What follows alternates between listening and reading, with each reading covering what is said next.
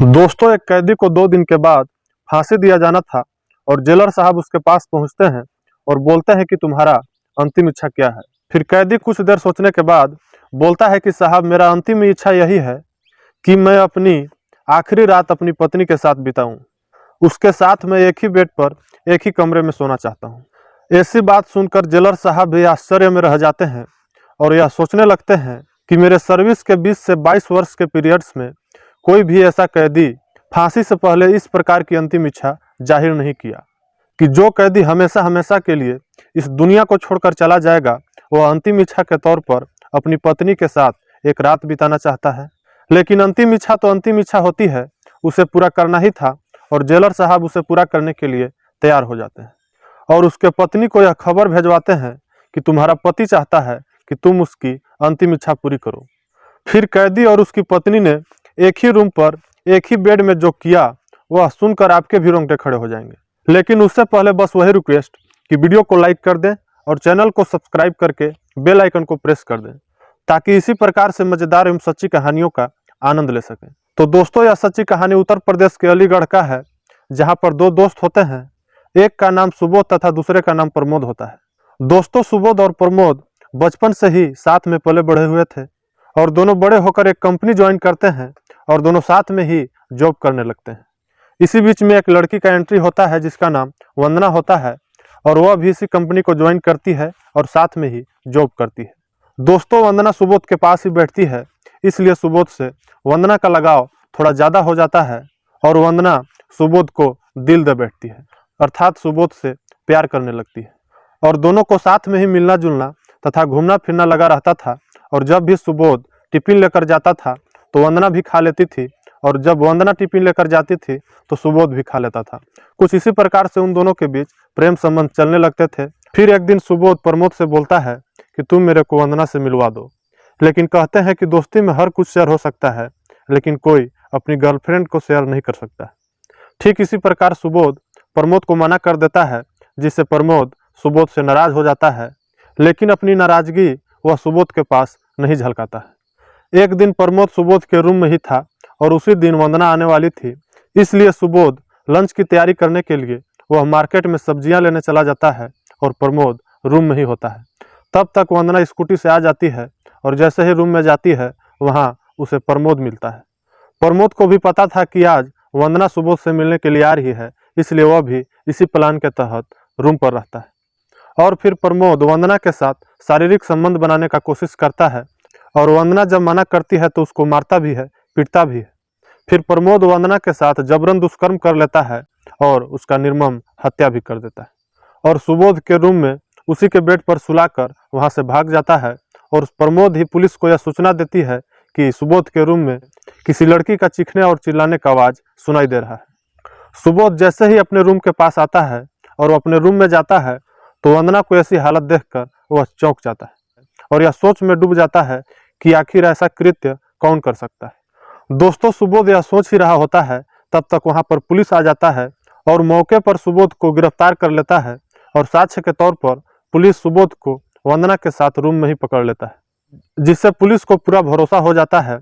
और सुबोध को गिरफ्तार करके थाने में ले जाता है। दोस्तों, इस प्रकार की घटना से चारों तरफ हड़कंप मच जाता है और यह बात चारों तरफ मीडिया में फैल जाती है, जहां से सामाजिक दल से राजनीतिक दल इकट्ठा हो जाते हैं और सभी दल दोषियों को फांसी की सजा का मांग करते हैं।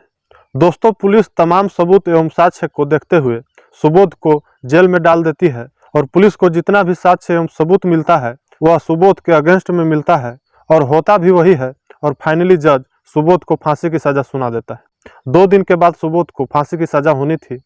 उससे पहले जेलर सुबोध के पास जाता है और बोलता है कि बताओ तुम्हारा अंतिम इच्छा क्या है, क्योंकि यहाँ पर हर किसी का अंतिम इच्छा पूरा होता है। दोस्तों, सुबोध कुछ समय सोचने के बाद जेलर से बोलता है कि साहब, मेरा अंतिम इच्छा यही है कि मैं अपना आखिरी रात अपनी पत्नी के साथ एक ही कमरे में एक ही बेड पर सोना चाहता हूँ। ऐसा सुनकर जेलर साहब भी यह सोच में पड़ जाते हैं और यह सोचने लगते हैं कि मेरे सर्विस के 20 से 22 वर्ष हो गए और ऐसा कोई भी कैदी नहीं निकला कि इस प्रकार की अंतिम इच्छा जाहिर किया हो, लेकिन फिर भी अंतिम इच्छा तो अंतिम इच्छा होती है। उसे पूरा करने के लिए जेलर साहब उसके पत्नी को यह खबर पेठवाते हैं कि तुम्हारा पति तुम्हारे साथ एक रात बिताना चाहता है, सोना चाहता है। इसलिए उसका पत्नी यह सोचती है कि हमारा पति का फांसी होने वाला है और उसका अंतिम इच्छा यही है कि वह मेरे साथ एक रात सोना चाहता है, तो क्या दिक्कत है तो मेरा पति ही। फिर सुबोध की पत्नी वहां चली जाती है और सुबोध और उसकी पत्नी को एक खाली रूम में रखा जाता है और वहां पर तैयारी के साथ सोने के लिए दोनों को भेज दिया जाता है। उससे पहले उस कमरे में एक वॉइस रिकॉर्डर लगाया जाता है जिससे जेलर साहब उसका कंट्रोल पावर रखते हैं और जो भी पति पत्नी में दोनों बातचीत करते हैं जेलर साहब उसका पूरा डाटा अपने पास देखते हैं और सुनते हैं। दोस्तों, सुबोध की पत्नी जैसे ही सुबोध को देखती है वह जोर जोर से रोने लगती है, जिसे देखकर सुबोध भी रोने लगता है और यह सिलसिला कुछ देर तक चलते रहता है। फिर सुबोध की पत्नी सुबोध से यह पूछती है कि आखिर मेरे में क्या कमी थी कि आप ऐसा कृत्य किए जिससे भारत का कानून आपको फांसी देने जा रही है। ऐसा सुनकर सुबोध और रोने लगता है और रोते बिलखते हुए अपनी पत्नी से बोलता है कि जो भी तुम ऐसा कह रही हो यह बिल्कुल गलत है, मैं ऐसा कृत्य किया ही नहीं हूँ। दोस्तों, सुबोध बोलता है कि मैं तो वंदना से एक फ्रेंडली रहता था, उसका टिफिन मैं खा लेता था कभी और वह भी कभी मेरा टिफिन खा लेता था। इस प्रकार से हम दोनों के बीच एक फ्रेंडशिप था और बाकी बिल्कुल भी कुछ नहीं था। और एक दिन वंदना मेरे से बोलती है कि मेरे को तुम्हारे रूम पर आज लंच के लिए जाना है, जिससे मैं भी मना नहीं कर पाता हूँ और वह मेरे रूम पर आती है और मैं सब्जी लेने के लिए उसी की तैयारी के लिए गया था और जैसे ही रूम पर आता हूँ उसका मृत शरीर मैं अपने बेड पर देखता हूँ तो मैं भी चौंक जाता हूँ।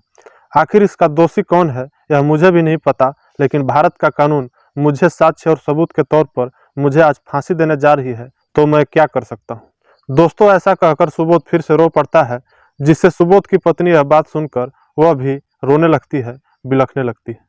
लेकिन यह सभी बातों को वॉइस रिकॉर्डर के माध्यम से जेलर साहब जब सुनते हैं तो सुनकर वह भी दंग रह जाते हैं और यह सोच में पड़ जाते हैं कि आखिर ये कैसे हो सकता है, भारत का कानून एक निर्दोष व्यक्ति को फांसी कैसे दे सकता है। दोस्तों, फिर सुबोध और उसकी पत्नी बहुत सारी बातों करते हैं और बहुत सारी साक्ष्यों के बारे में बात करते हैं, जिसे वॉइस रिकॉर्डर के माध्यम से जेलर साहब सुनते हैं तो उनको पूरा यकीन हो जाता है और फिर सुबोध की पत्नी वहां से चली जाती है।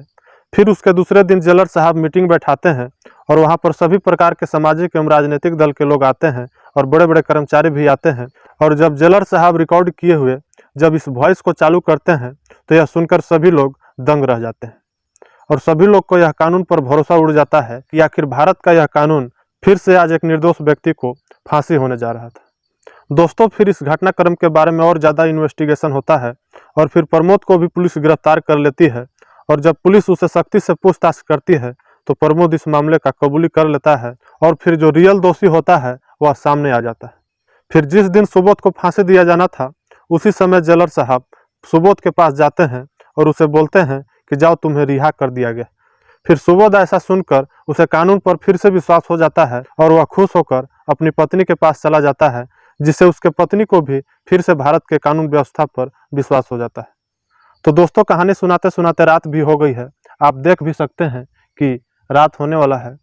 तो आपसे एक छोटा सा गुजारिश है कि वीडियो को जरूर लाइक करें और चैनल को सब्सक्राइब करके हमारे साथ जुड़ जाएं, क्योंकि इस चैनल पर इस प्रकार से मज़ेदार एवं सच्ची कहानियाँ आप सभी के लिए लेकर आते रहता हूँ। मैं मिलता हूँ आप सभी से किसी नेक्स्ट वीडियो में नए टॉपिक के साथ नई कहानी लेकर। तब तक के लिए दीजिए हमें इजाज़त। नमस्कार।